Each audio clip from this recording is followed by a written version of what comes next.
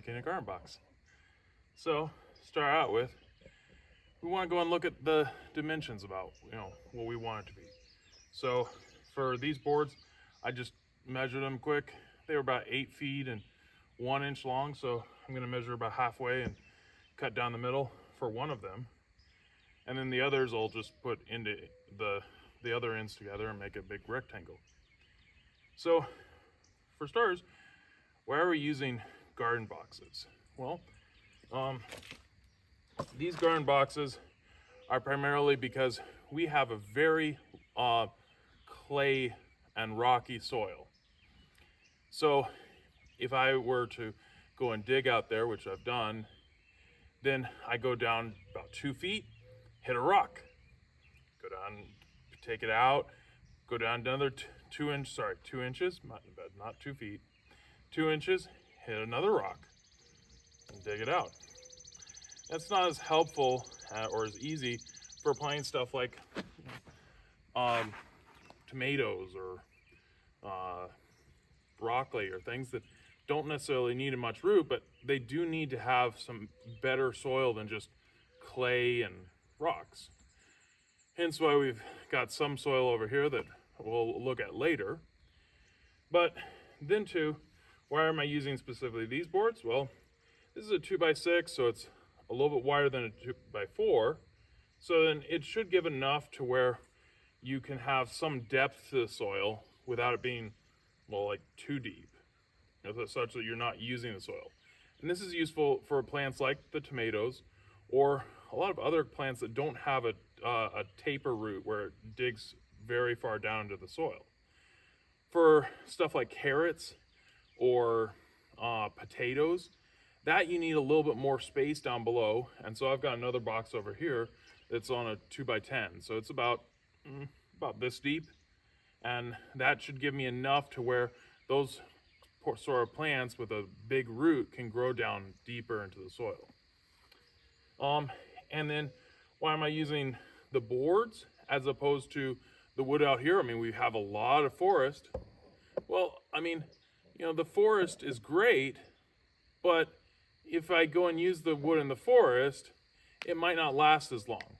The ones in the woods, they're only going to last for about 2 to 3 years, versus these, since they are pressure treated wood, then they'll last for about 5 to 6 years at least before we have to either replace them or just look at what wood that is not necessarily as tasteful. So to start out with, we're just cutting here, so I'm gonna cut and come back to you.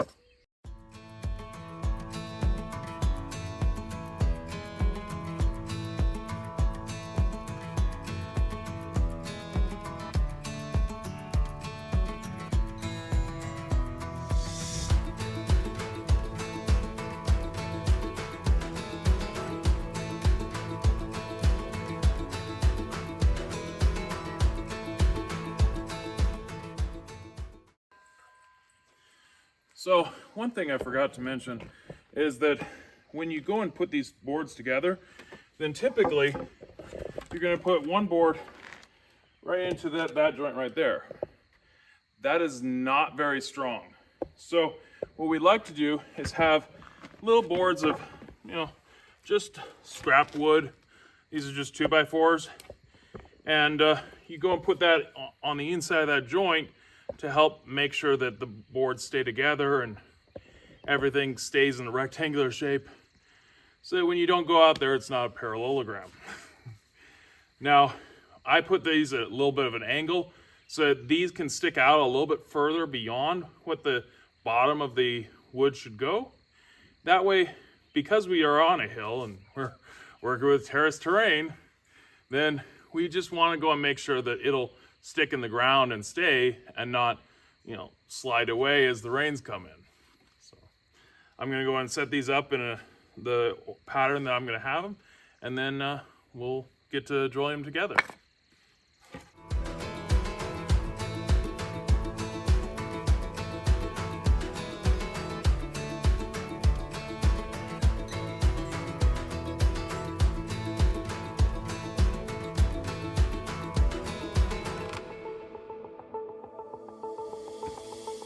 So for securing these boards together, I typically like to use screws. These are about a 2.5 inch wood screw that I use. I've used nails before, and nails are useful and great. It's just that sometimes nails can often be a lot harder for holding it together and maintaining that straight position that you want the boards to be in when you're putting them together. Now, one other thing that I'll mention here, I always will go and put this on a flat surface whenever I create it. I don't want to go and build it out there and it be all lopsided and then, you know, work with a lopsided thing. So even if it is a little heavier, going and bringing it out there, dollies are wonderful things. So as mentioned before, I'll take one of these wood pieces and just join it up in there right next to the wood to go and help create a better joint between the two boards. I don't care much about what happens on this side of the board because this is the bottom. I care a lot more about what happens on the other side of the board. So I just need to make sure that the other side is perfectly straight. And this one also straight too.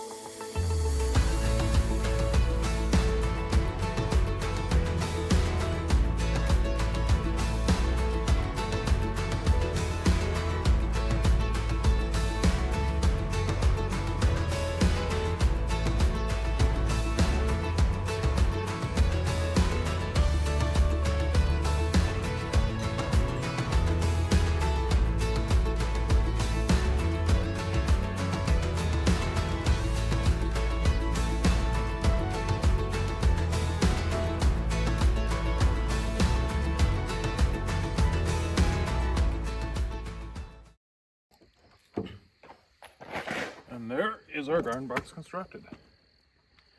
Now, one thing to note, whenever I'm doing each of these corners, I'm usually putting in about 3 screws in each direction. That way, at least something's going to hold together, either from one direction or from the other direction.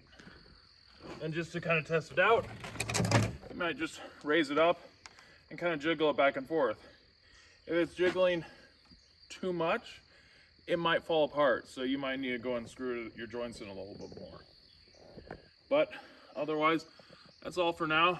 We'll go and give you a part 2 later on about how to put it into the ground and how to prepare the ground and get it all ready and put the soil in.